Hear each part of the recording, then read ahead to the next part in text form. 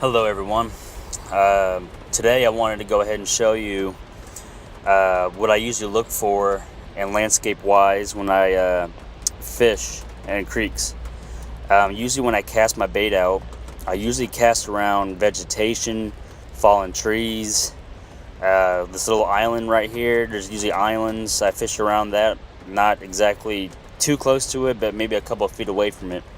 And if you see fallen trees and fallen brush and vegetation, usually this means a good sign that fish are feeding on bait fish nearby. And the vegetation usually has aeration and it gives oxygen to the water. And I usually look for that when I creek fish. And usually those are good signs that fish are nearby, like bass and catfish, white bass, etc. And if you go ahead and take a look at this next picture video, there's still brush in the water like that. Usually you look for brush that usually pops up, things that give maybe a fish's location away. Usually fish and usually catfish are famous for usually staying by these brushes like sticks and dirt and etc. Everything all bundled up together.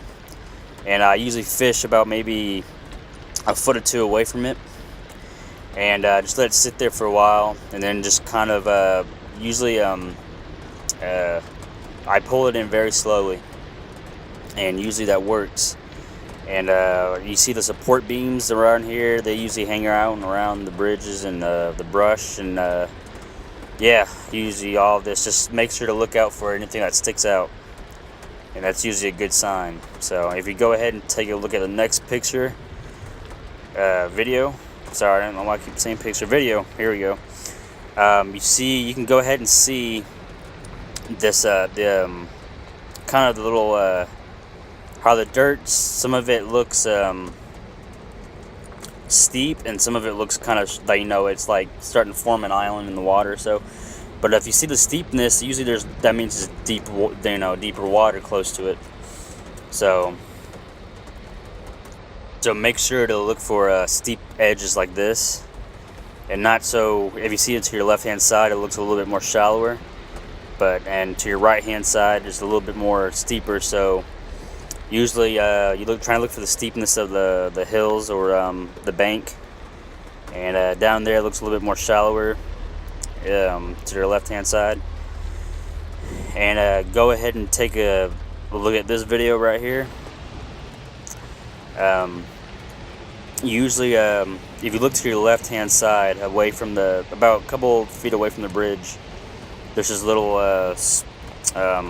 pocket right here where the little grass is reaching down, the vegetation and whatnot. And usually fish trying to find calmer water, and so they don't like fighting the current, and they find calmer water so they can find their whatever they're feeding on, bait fish, insects, worms, just all that kind of sorts of stuff. And they're closer to the grass, which that gives them more oxygen.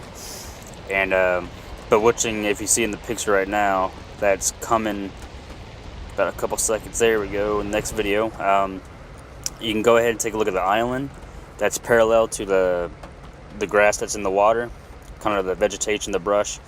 That's also where bait fish usually hang out at. Sorry, my finger's in the way. That's usually where bait fish hang out at, and insects, and fish would like to swim up in that calmer water, and go ahead and take a bite out of whatever's hiding in that grass, and resting, not from fighting the current.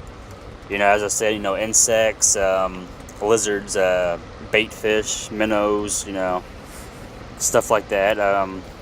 And I fish around there usually, with the worm, or maybe a jig head, or whatever you prefer to fish, Texas rig worm. And go ahead and take a look at this video as well.